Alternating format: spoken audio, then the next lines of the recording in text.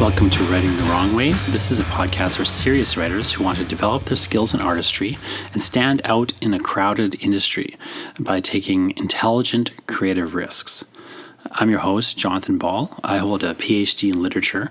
I'm the author of numerous books, and I take a very analytical approach to art making, emphasizing both efficiency and experimentation. Today I want to discuss reading and a process that I like to advise in terms of thinking differently about reading from a writer's perspective. I've got with me a pile of books here. I'm just going to kind of go through a pile of my upcoming reading. So a little pile I've got here of stuff that I'm going to read. And I want to talk a little bit about some of the books that I have read recently.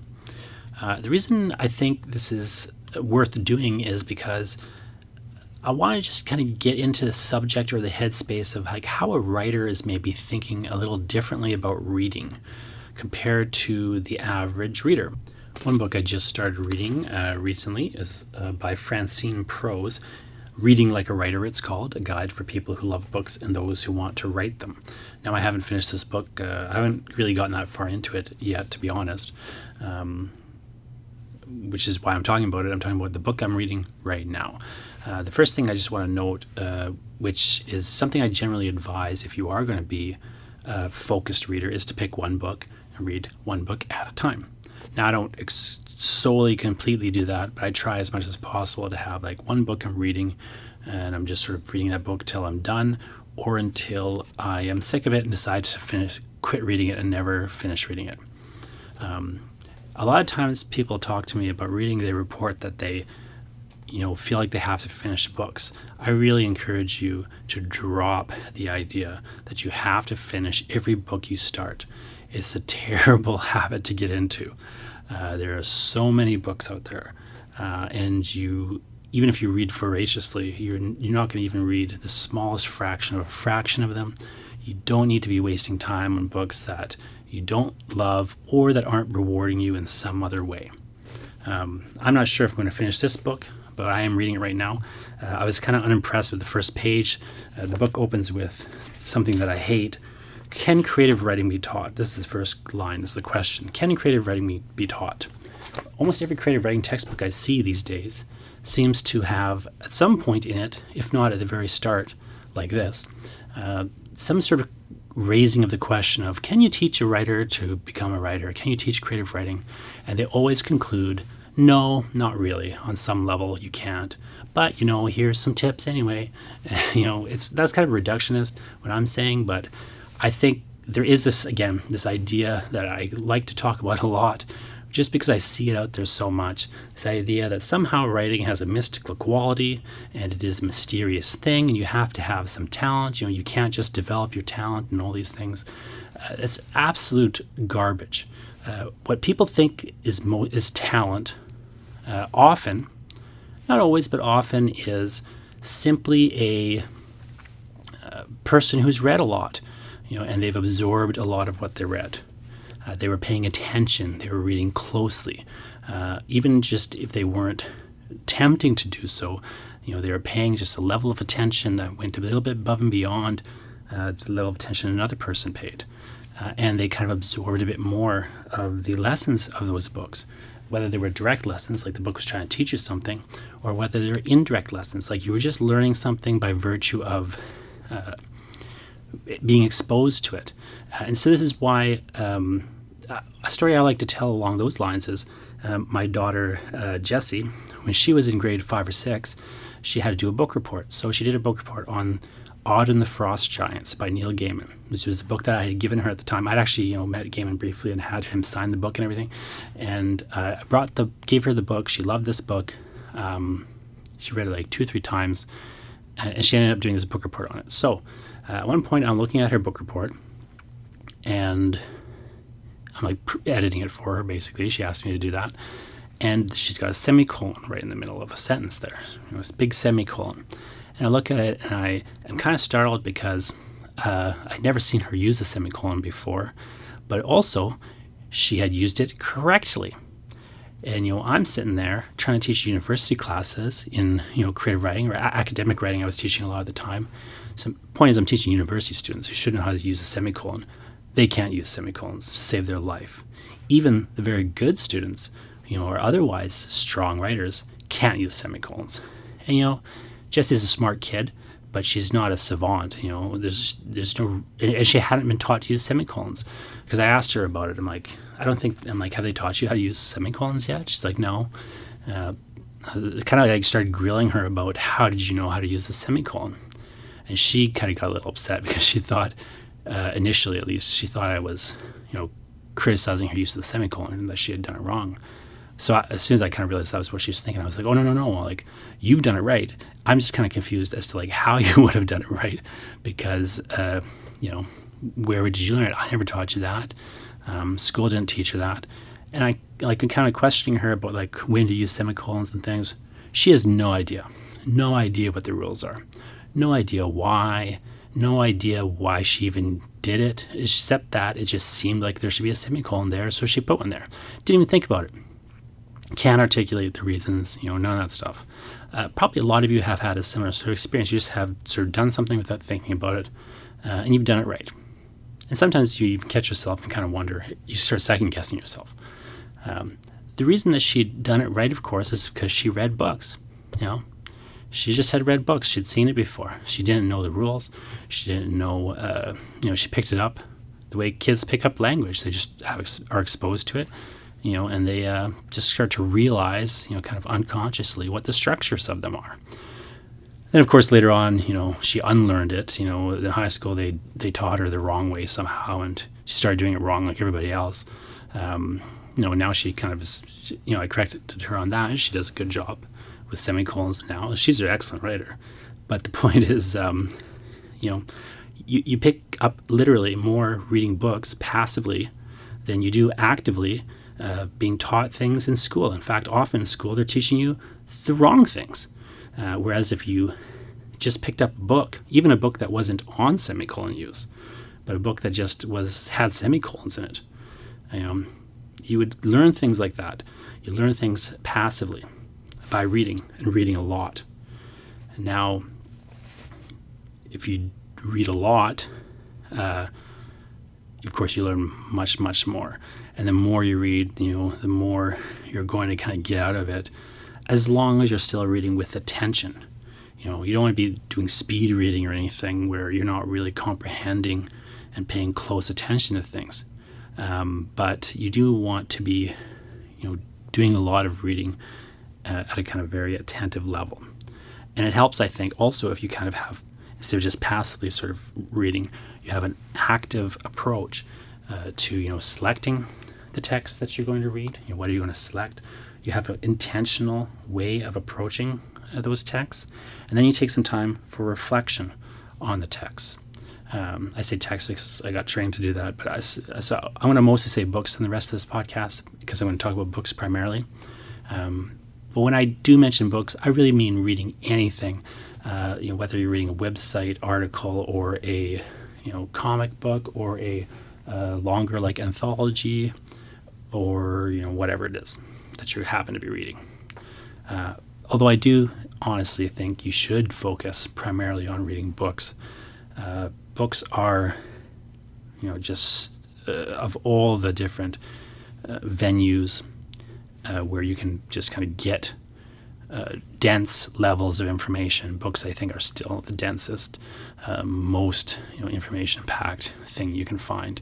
And really, if you just look at the economics of it, probably the best actual, purchasing power, value that you can get.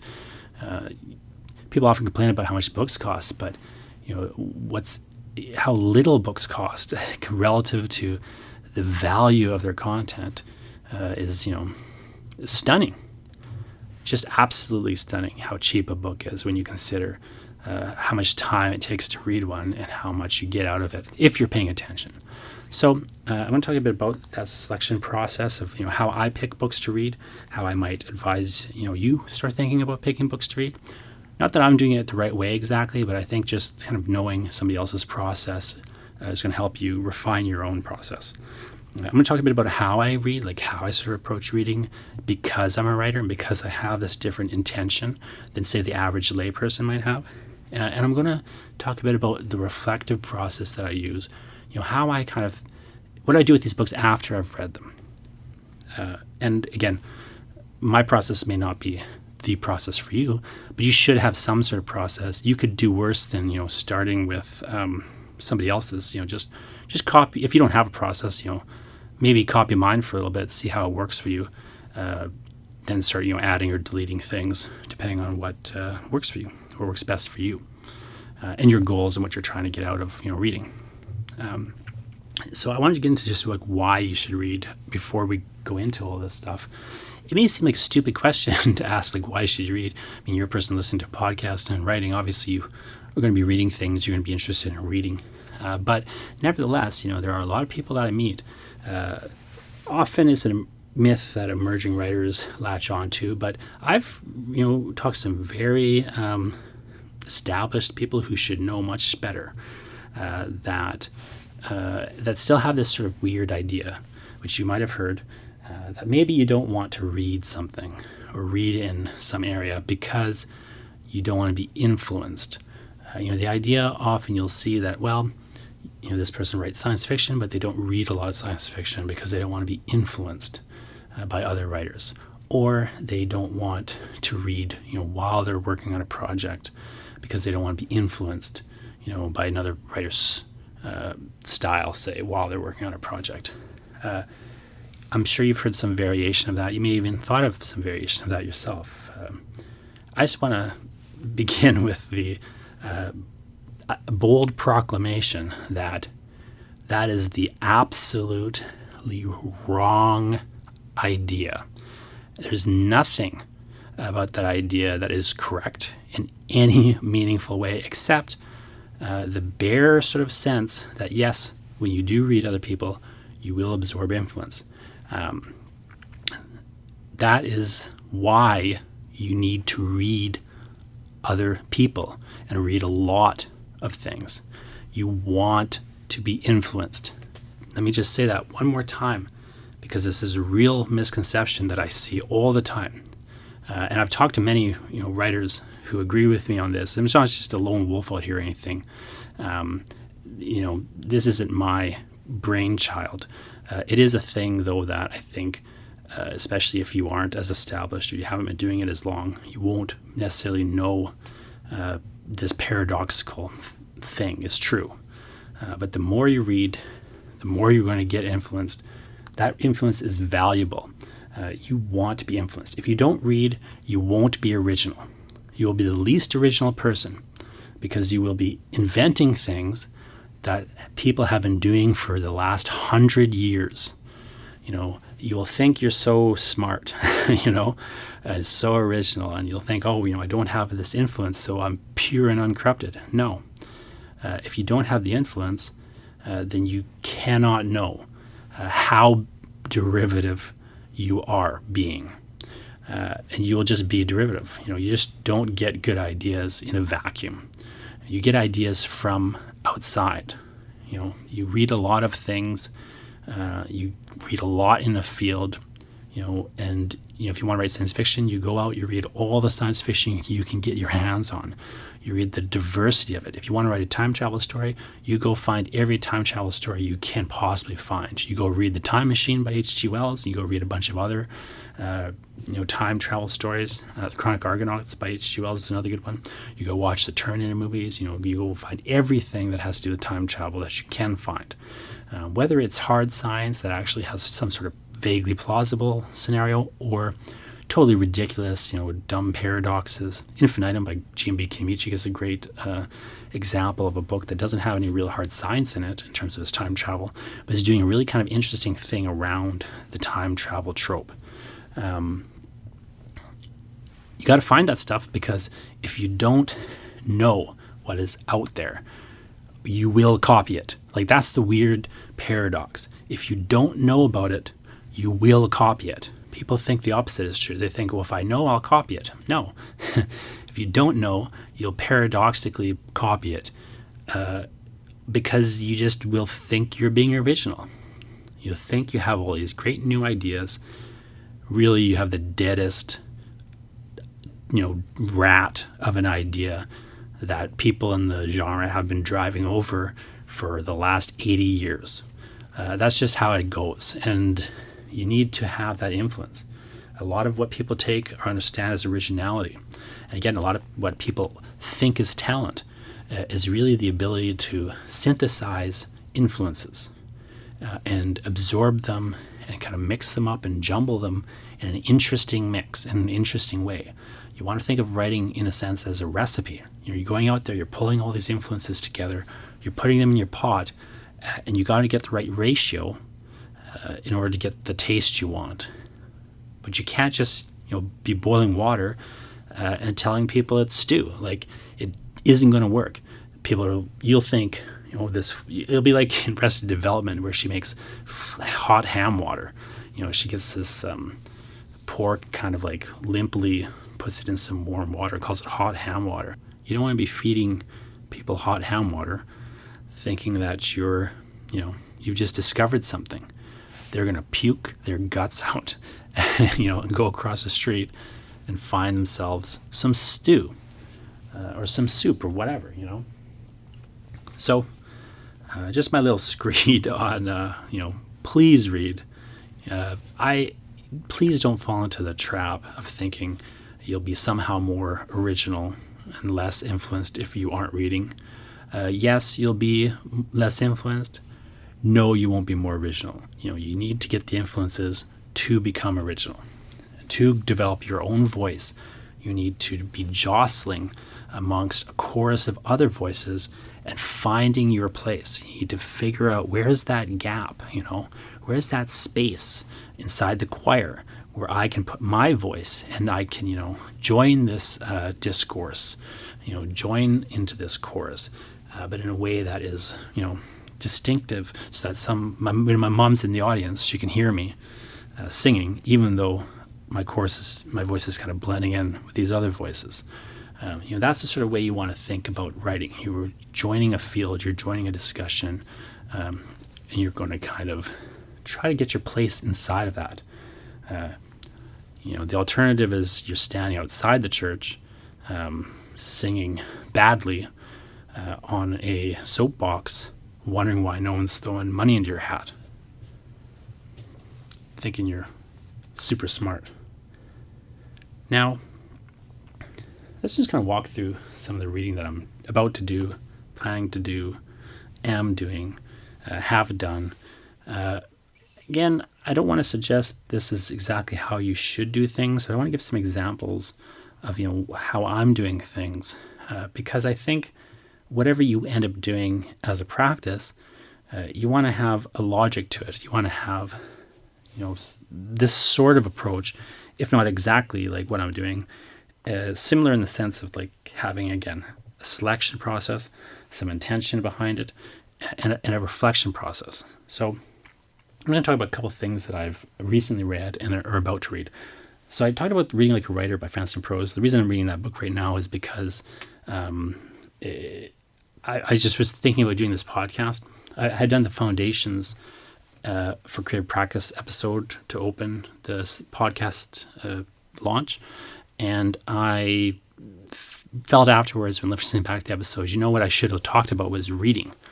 But I didn't want to make that episode even longer. So I thought, well, I'll do a separate episode on reading. I remembered I had this book lying around that I hadn't read yet. Started picking it up, started reading it. So that's the sort of thing I'm reading right now. What I'm going to read next after that, although I have kind of started reading it a little bit, I couldn't help myself, is The Flame by Leonard Cohen. So this is poems and selections from notebooks. So this book's coming out in October, I think.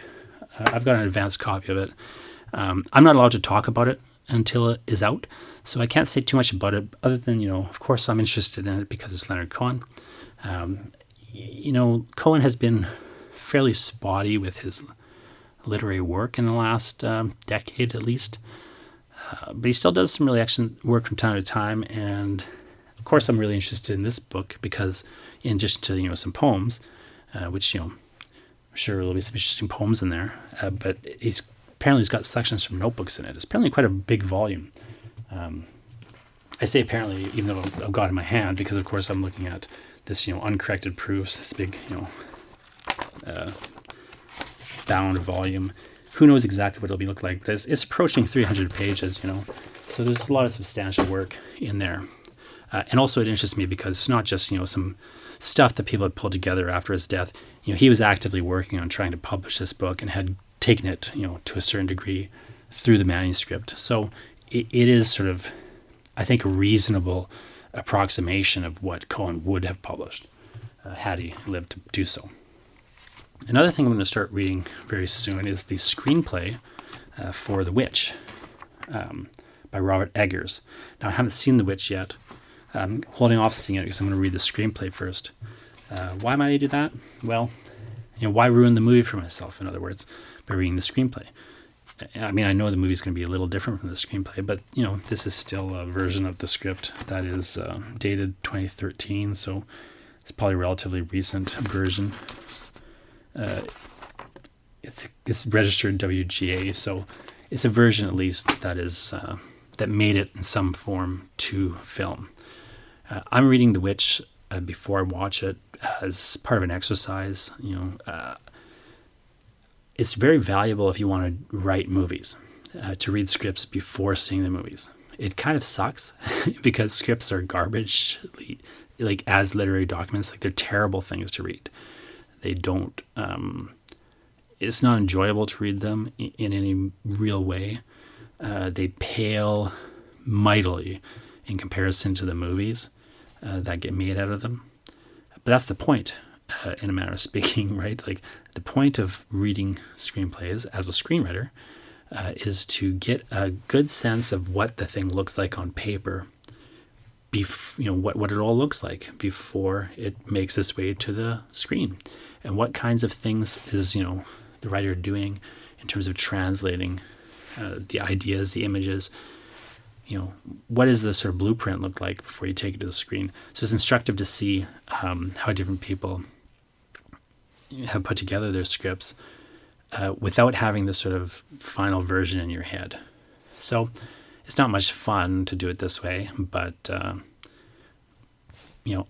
trying to be intentional about what I'm reading and select it for specific reasons. I'm writing a script right now that is not as set as far back in the past as The Witch.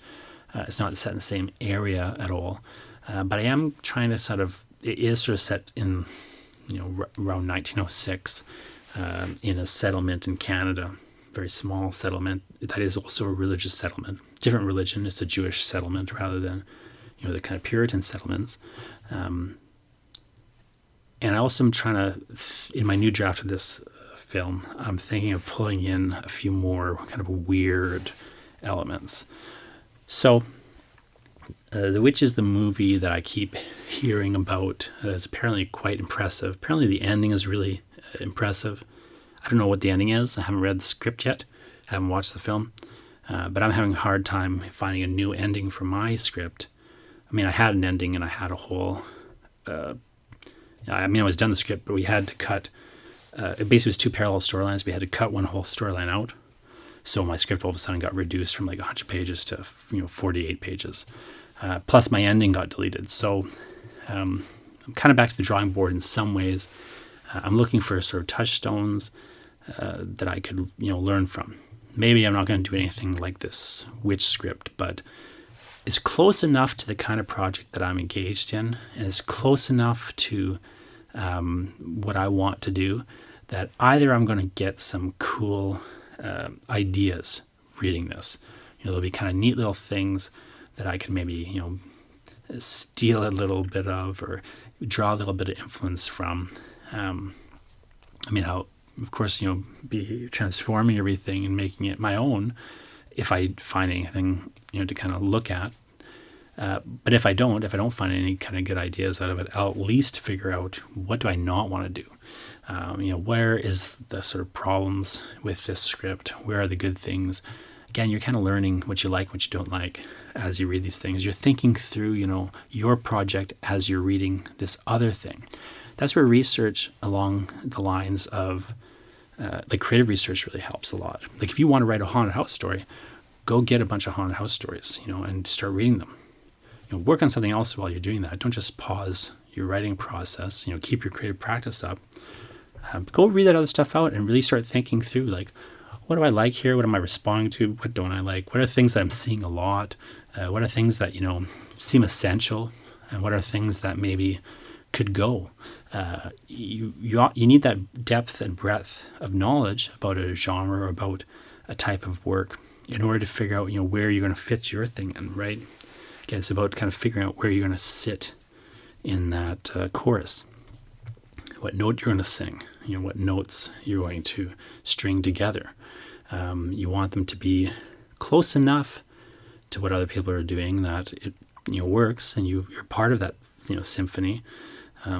But you want some distinction in there too. You want to be standing out, and you can't do that unless you know what you're talking about. I'm also going to be reading a number of books that just are by people that I know, right?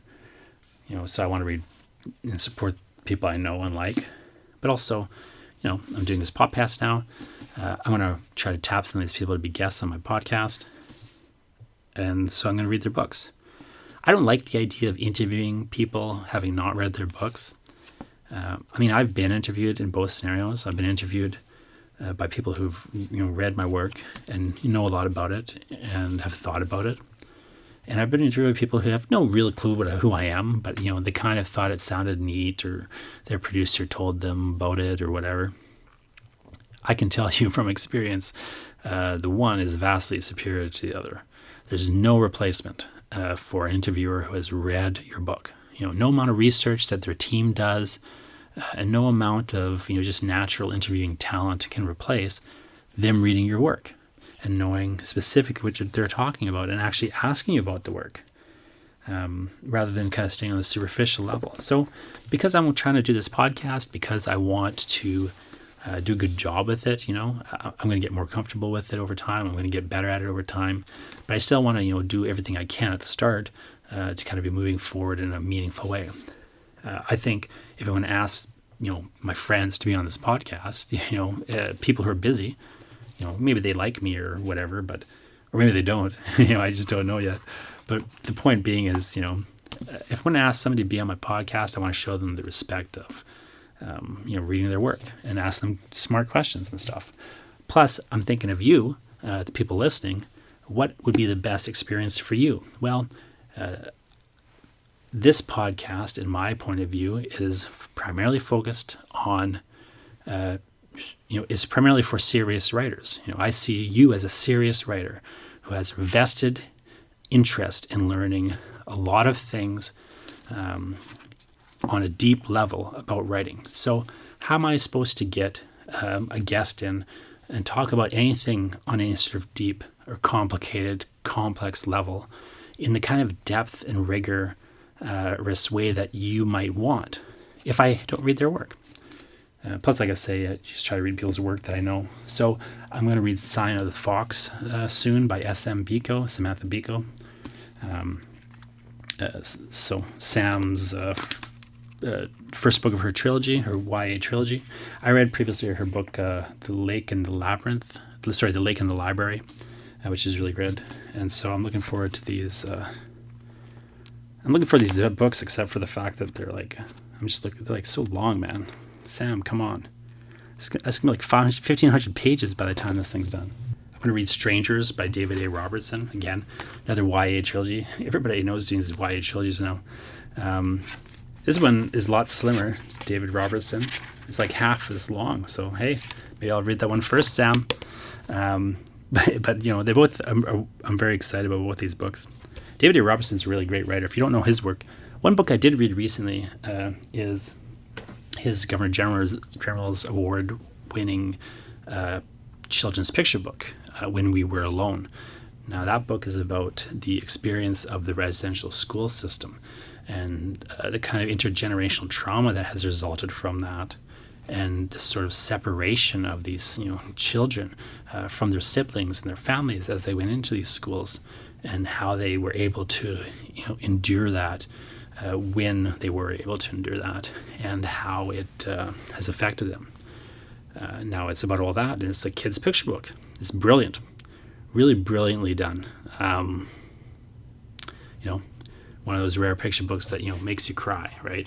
Like Love You Forever or something. Anyway, brilliant book. Robertson's a really great writer. He also is a guy who works, even if I didn't know Robertson, I don't know him super well, but I know him enough and I like him. He seems like he's a great guy, but even if I didn't know him, or even if he was a total jerk and I hated his guts, I would still be reading this guy because he's so good. He works in all these different genres. He's writing YA fiction here. The Strangers YA fiction, again, the first YA trilogy. He's done graphic novels. He's done this picture book. He's worked in a lot of fields, and I'm also interested in working kind of cross medium like that. So again, even if I hated his guts, I would be reading his stuff. But lucky it is good. Like I say, Sam Biko is the same thing. Even if I didn't know her at all, I read her previous book when I liked it a lot. This is not her newest book, because that's the second. This is the first in the trilogy. I'm going to read this, of course, before I read the second in the trilogy. Chadwick Ginther, similarly, has a book out called Graveyard Mind. Chadwick and Gregory Kmichik and I do this shared world anthology. So Chadwick and Gregory were doing it, and I just sort of horned in on it. But I'm in there now.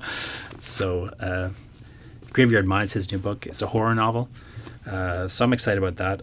I would read this again, even if I didn't happen to know Chadwick, because it's a horror novel set in Winnipeg. Well, I'm a horror writer in Winnipeg, or I see myself as a horror writer, even if nobody agrees with me, in Winnipeg. So I got to read that, right? Plus, Trizine Publications has published it. Trizine Publications has been doing amazing stuff. So, a lot of reasons to read Graveyard Mind by Chadwick Ginther. Like I say, I haven't read it yet, so I can't necessarily say much about it, but these are reasons I'm selecting these books, right? I want to support the literary community of which I am part. So I want to buy people's books. I will sometimes buy these books when I don't think I'll like them, just to support the people. I'm not made of money, but again, books are an incredible value. Even if you don't read them, you're getting into that community, you're tapping into it, you're helping out. There's a part of being a good literary community person is buying these books. Reading them, of course, is also great. Like I say, I'm reading these partly for a business reason, because I want to have these people on this podcast, and I want to be able to talk to them at some length about their books. This business, I guess. I mean, it's a business reason, although I don't make it, this podcast just costs me money, but nevertheless, let's call it business. It's a business write-off, let's say that. Actually, it is technically a business write-off. That's another thing to point out, is if you're being careful about your selected process, you can start writing these things off. So those books, I'm going to write them off. Get some tax break on that. If I wasn't, going to talk to these people on the podcast, then maybe I wouldn't be able to do that, right? Additionally, again, even if none of those things were true, Biko and Ginther and Robertson, they're all sort of working in a wheelhouse that I want to kind of be, moving more fully into that wheelhouse. They're all people who are local in my case, living around me, doing the sort of thing that I'm doing or interested in doing. So if I didn't know them, I would want to get to know them, and I would start with reading their books. I'm going to read a comic script by Warren Ellis, the comic script for the first episode of Trees. If you haven't read Trees, by the way, I've already read the Trees paperback, trade paperbacks, the first two, which are out. Trees is an amazing comic series. Darren Wershler recommended it to me. I was saying something once about how much I hate Transformer movie as a concept. Put aside the movie itself. The concept of it, to me, once you move out of a comic-y arena or cartoony arena, once you move into like we're at live action, they're kind of realistic, quote unquote.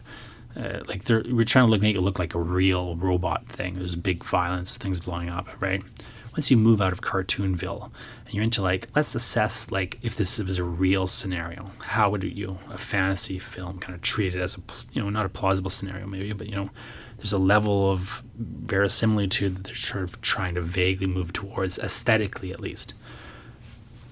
Well, why would these robots, aliens, ever interact with human beings in any way? They're waging a war against one another.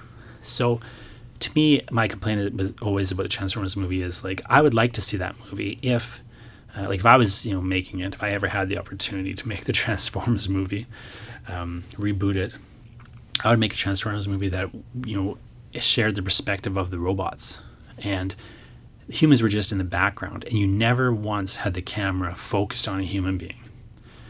They were just kind of in the background getting crushed as the robots were the antagonist figures.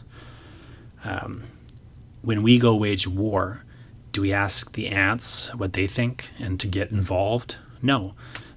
We just churn them into the ground under our boots and tanks. We don't have an interest in them. Darren Wershler heard me ranting about this somewhere on Twitter or something and said, hey, you got to read Trees by Warren Ellis. So I checked it out, and the basic concept of trees, I'm going to read I want to read a little bit of the first page of the script for you. There's just some of the captions that you would see in the comic.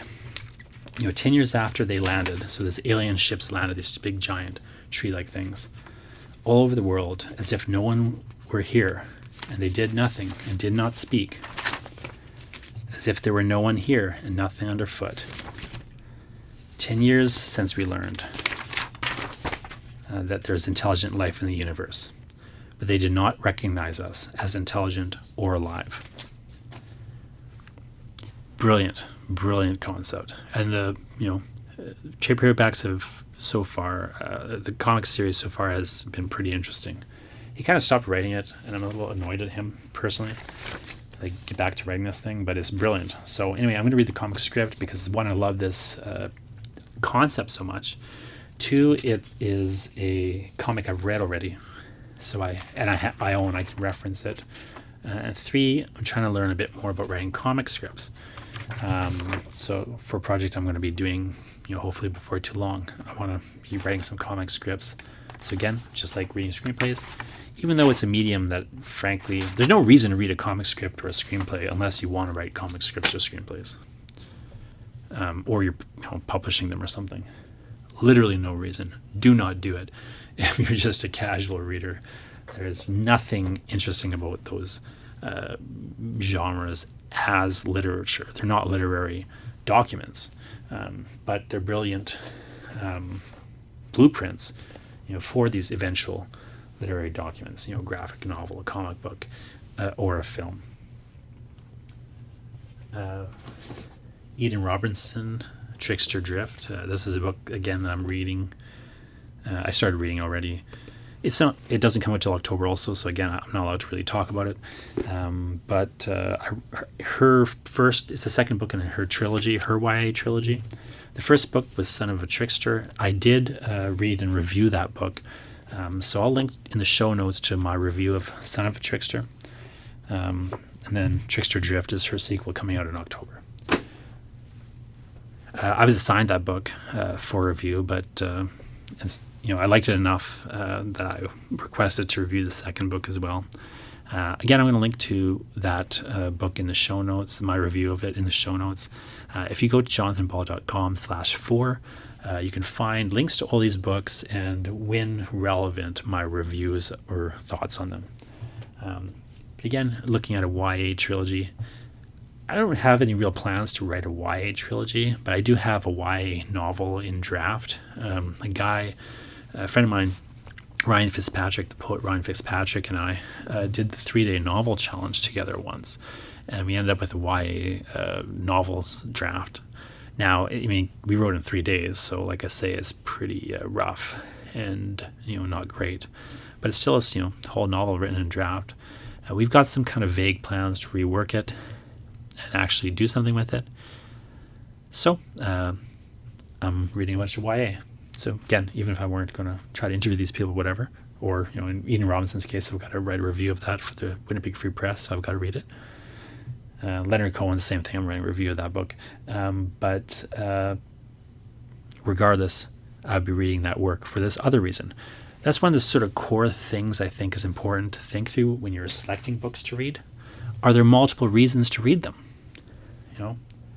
If there's just one reason to read a book, that's fine. It's a reason, but it's better if there's 2 reasons, right? If there's 3 reasons, it's even better. There's so many books out there, you can't read them all. And it really helps to think through a little bit instead of just picking up whatever you want to read. Just because it catches your fancy, not an invalid way to approach things. But again, if you're going to kind of look at it a little more seriously as a writer and try to think of a more structured way to do things, why not try to hit the nail with 5 hammers, right?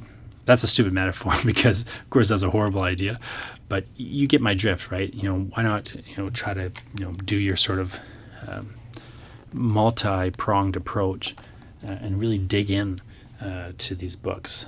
Pick a book that you're gonna have multiple kind of diverse reasons for reading. Let's look a little bit more at like intention. So I want to talk about how I read a little differently than I might otherwise. So there's 2 basic reasons to read, or ways to read, that I see as like polar opposites of one another. So one is reading for information. So this is the kind of reading that you probably are used to doing if you're in a nonfiction text. You pick up a book on something, and here's how to write dialogue, right? That's another book I'm going to read soon, Dialogue by Robert McKee. So you pick up Dialogue by Robert McKee because you want to write dialogue. So you're going to read that book for information, right? You're going to read it to learn how to write dialogue or whatever. That's how you're going to approach it. Where's the info I can pull out of this book? The other way to read is the way that I think is more normal with, say, a novel, to read immersively. You want to kind of get lost in the story. You want to be carried along, maybe. What I think you need to learn to do as a writer is sit in the sort of middle position between these poles. And I advise doing it in a particular way. Again, just because I find it works for me, you might find something else works for you. But I really think a useful way to approach it is this. You start trying to read immersively. So you just kind of look at the book, whether it's nonfiction or fiction. You look at it as an immersive experience. I just want to get in this book and just be reading it and, to experience it. So don't get too wrapped up on your initial ideas as to why you're reading the book, and just sort of, but have like maybe a few things in your head. If I'm reading Sam Biko's Scion of the Fox, with the idea that I'm going to try to interview her and talk to her about writing, let's say, a YA trilogy. Well, if that's in my head, in the background, but I'm just going to start reading the book, just to read it, to experience the story, to have fun with it, to kind of enjoy it, right? But in the back of my mind is that intention. Here's my goal, just sort of in the back of my mind. Then what I want to try to do is I'll get a bunch of tape flags. I don't like to write in books because I don't like to to think the same thing twice. So my idea is, if I write in the book, well, if I go back and read the book again, I'm going to think that thing again. I want to think something different. And again, I just don't want the books to be marked up in all these ways, because then it's just going to take me out of the reading. I won't be able to really purely, kind of experience the book in a fresh way again. You might not care about that, but that's how I'm doing it. So I've got these tape flags, and I try to just flag anytime I come out of the experience. So anytime I'm no longer immersed in the book, but I just sort of catch myself coming out of the book for whatever reason. Sometimes it's a good reason. She writes, maybe Sam, writes some really beautiful piece of description. I kind of linger over it a little bit because I like how well it's written. Well, I'll flag it. Then I'll just move on with life and keep going. Might be some sort of negative thing. Maybe I'm reading this McKee dialogue book, and again, something he's saying, I just think that's kind of garbage, and or that's really clumsy way of wording it. Maybe I just don't like a passive description, say in a novel, or I don't like some dialogue that sounds clunky or whatever. If it's bad enough that I'm kind of noticing, it's kind of really kind of pulling me out of the experience, then I'll flag that too. Like I put a little tape flag on it and then just keep going. Basically, the same goes in the reverse. I'm looking for things that pull me in.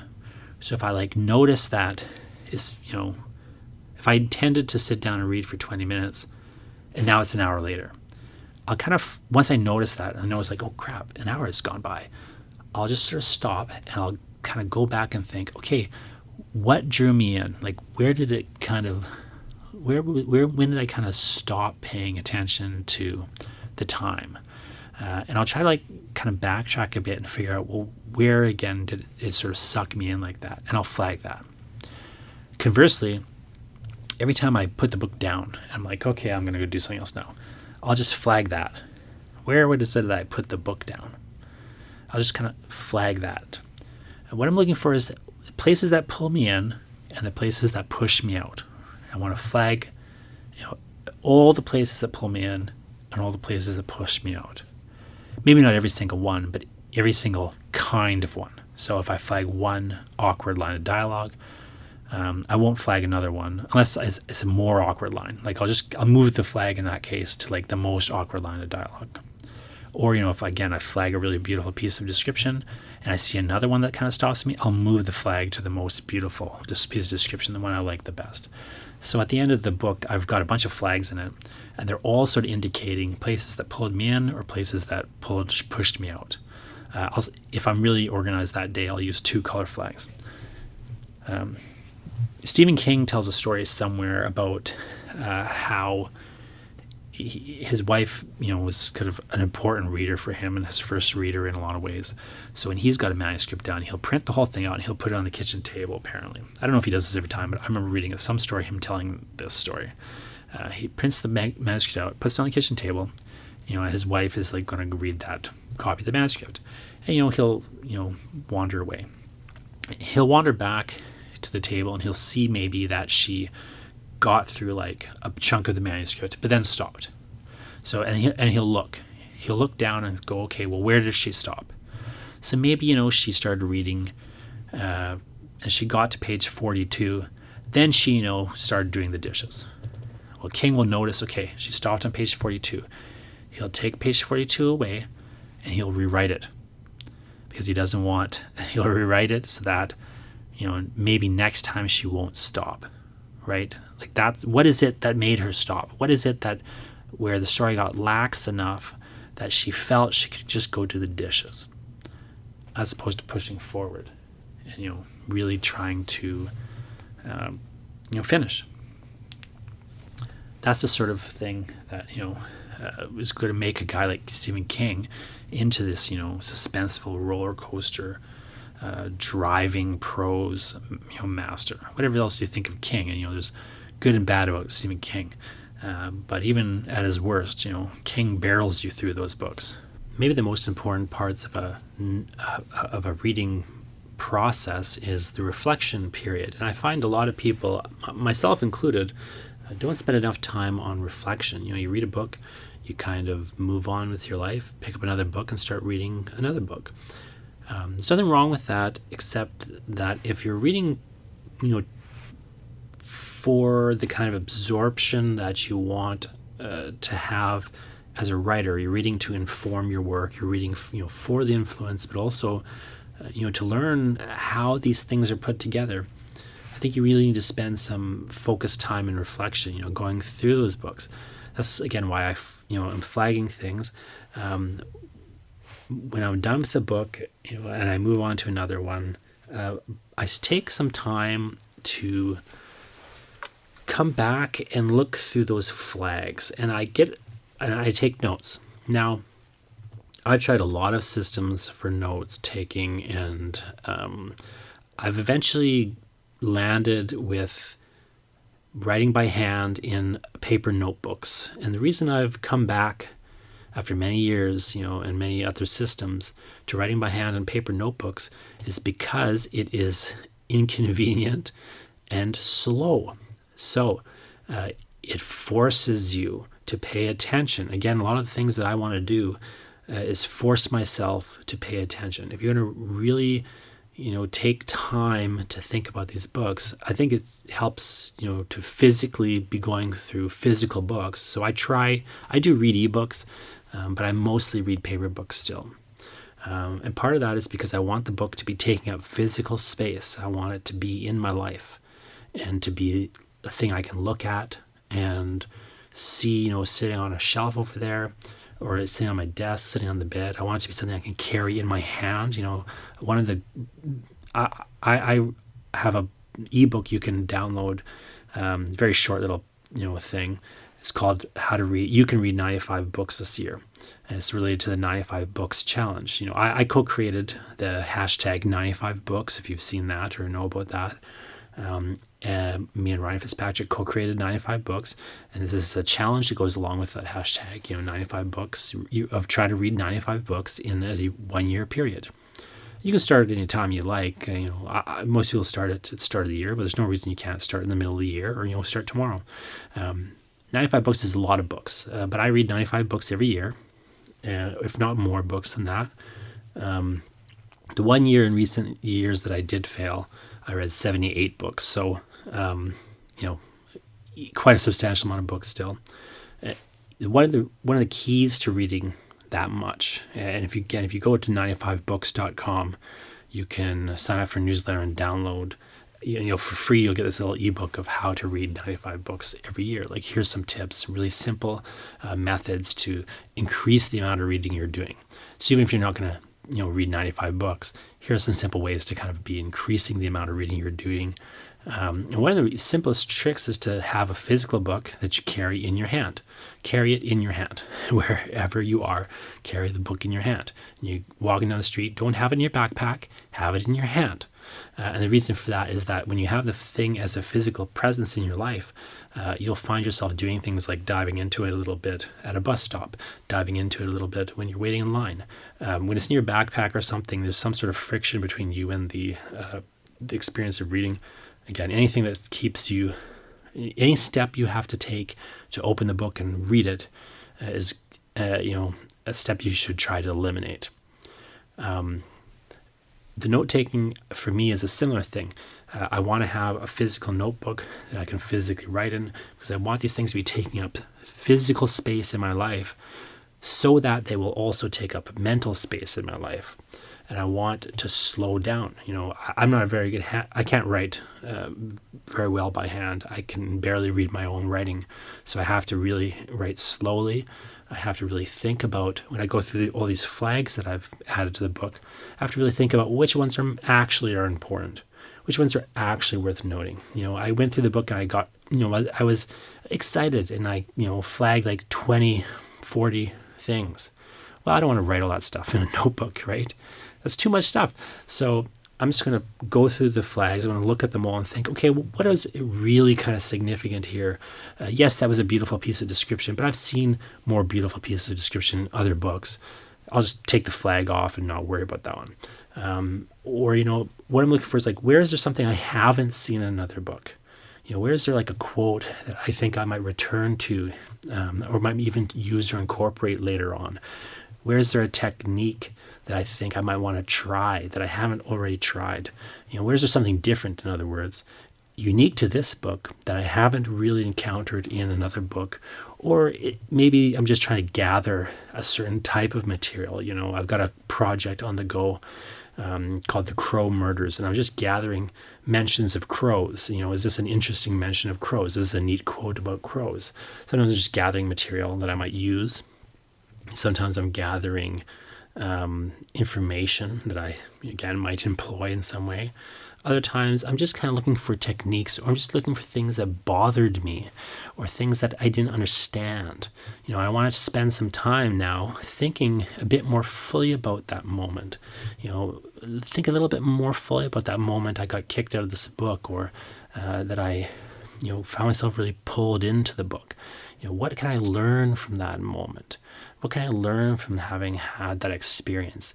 Even if I'm not going to learn anything, like maybe I just want to free write about it a little bit, or maybe I just want to note that passage down so I can revisit the passage later and just kind of know what page it's on or something. Whatever the notes are, going to be specific to the kinds of things that you're interested in, or that you are working on, maybe, or that you're thinking maybe you might work on in the future, or whatever. I was just reading a screenplay, and one of the things I noticed was that there's a massive thing that happened on page 8, and then on page 9 there was another massive thing. I kind of felt like it was too many things too close together. Like, they were both excellent, really outstanding moments, but I mean, literally one after the other, and so I kind of felt like maybe those should be spaced out a little more fully. Just in my thought about how I might rewrite it. That's actually a lot of what I note down is, if I had written this book, what would I have done differently?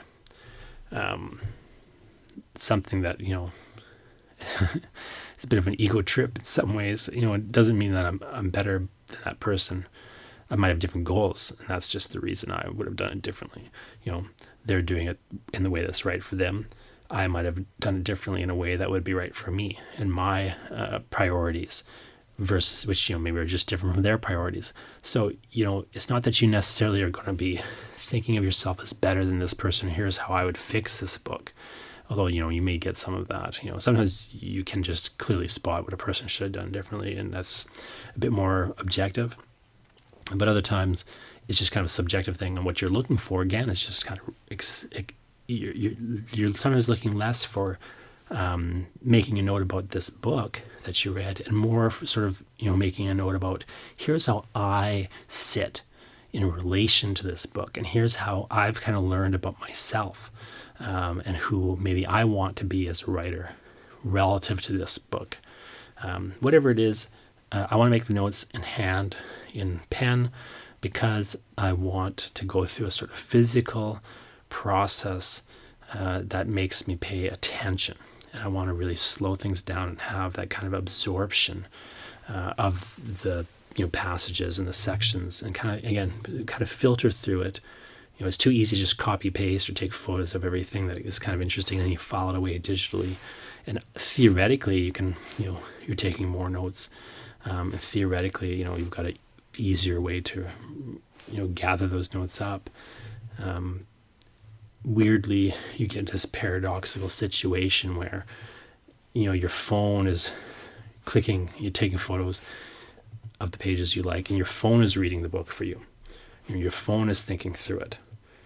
You're not really getting the experience, or you just are gathering things, throwing them in the endless digital pit. There's no physicality to it, so therefore there's no recall. There's no it's theoretically easy to recall things. You can just search a word, search the word crows, pull up all your notes about crows. But realistically, maybe, those things are just lost in the ether because it doesn't ever occur to you again. You've just kind of had this gathering. Like, you want to be, whatever your system is for taking notes, you want to, one, have one, and two, you want it to work for you, to work in terms of retrieval.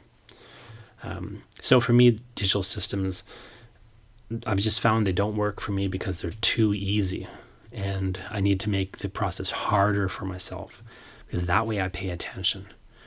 You might just have a different, you might be better with digital systems than physical systems, but I would encourage you to at least try a different system than the one you're currently using, and just see what difference it makes. The one big weakness of the physical system, of course, of note-taking is you compile these notebooks and, well, what's in them? You don't want to be sitting down and it's harder to find things in a notebook than it is on your computer, because you got search functions on a computer. So my solution to that, if that's an objection you have, the solution I found that works very well is I have a separate little tiny notebook, which is an index. So that's just an index to the other notebooks. So, and I sometimes have notebooks for different projects. Other times I just kind of have I used to do like the project specific notebooks a bit more than I do now. I found that they weren't they kind of were not as useful to me for a variety of reasons. But I still will have, project specific notebooks sometimes if it's a really massive big project like the Crow Murders. I've got a specific notebook for that project because it's a kind of ongoing massive project that you'll hear more about in the next few years. But it's effectively an endless project. So I really, I'm going to be gathering an incredible amount of material for that. For other things that maybe I'm only going to work on for a couple months, you don't need your own notebook necessarily for that. But I need to be able to find things in these notebooks, so I just have a very simple system that I've developed. As I write in the notebook, I just add page numbers to the notebook. I've got a separate book that's an index. And so I just, have each notebook has a name and each, page, and it has page numbers. The index, has two sections. I've got an index. One half of the index is just like a list of books. And then it's got what notebook and what page do I have my notes for that book on. And the other half of the index is a list of subjects, so there's like a couple pages where it just says crows, then just all the notebooks and numbers where I mentioned crows, and just maybe a little note about what's on that page. So that's my solution to the problem of how do you find things in a big bunch of physical notebooks. You may have a different solution. I know cue cards work really well for some people. I tried the cue card system and I was having a bit of an issue with it because it's not easy to carry boxes of cue cards around as opposed to like a notebook. I can carry it around. But I know cue cards work very well for people. Again, your digital systems might work well for you too. What I found was, I've got Evernote on my computer. I shove things in Evernote all the time. I have no memory of what's in it. I don't even think to search for things in it. It's often easier for me to go out and find the information again than to, even just remember I have it in Evernote and search through it. But that's just me and my kind of, weakness, I guess, in terms of how I interact with digital systems. I've just found myself gravitating to paper more and more. But I also try to, kind of minimize the amount of paper I'm using. So, to me, like that kind of, I've got a bit of a hybrid size system. Again, whatever system works for you, you just need a system that will allow you to select the things you're reading with some sort of intelligence. Again, ideally, I would say, you want to be reading something for multiple reasons. You want an intentional process of reading, something that will allow you to be immersed and to experience the sort of joy of something like a novel, while also kind of holding back a little bit, giving yourself a little bit of an analytical eye. One of the things you're really looking for when you're reading as a writer is technique. So a thing to kind of notice when you're kind of looking through all your flags or all your notes, all those sort of moments you get pulled in or pushed out, or just all those sort of things that interest you. One of the things to kind of be thinking about, and this is something I try to note in my notebooks, is what are the techniques that are producing the effects? So when I'm getting sucked in, or when I'm getting kicked out, or when I'm feeling some sort of feeling, what is the technique that has produced that effect? You can come to some really surprising conclusions if you read a lot and you start to see the same sorts of things happening again and again on a technical level. So I'll just give you a really simple example. One thing that I started to notice a lot when I was reading a lot of poetry that had relatively consistent meters. So a lot of poetry where you had a pretty consistent meter and you had, as a result, a pretty consistent syllable count to the lines. So I was reading a lot of these poems that had about 10 syllables or so per line. Sometimes they'd have a little more, sometimes have a little less. For the most part, these lines were 10 syllable counts. They would have like some sort of structure that was a consistent line length. What I noticed in those kinds of poems is if at the end of the poem you had a pattern set up where say most lines were 10, 11 syllables, but then the final line had 9 syllables, like it lacked a single syllable. What I noticed is that in those scenarios, my brain and my kind of voice in my head wanted to lengthen the 9-syllable line to 10-syllable space. So the result is a mournful tone. It sounds weird, but it's a very small technical thing, and you can try this. This is a good trick for you as a writer. If you have a poem and at the last line you go one less syllable than the previous few lines, you set up a pattern of like consistency, and then you shift it, but only by 1 syllable. You drop 1 syllable. What happens then is there's a sense of incompleteness to that final line. There's a little tiny sense of taking something and dragging it out into a slightly slower space. And as a result, it seems sad. So I'll give you a really simple example. Here's a poem from a forthcoming book.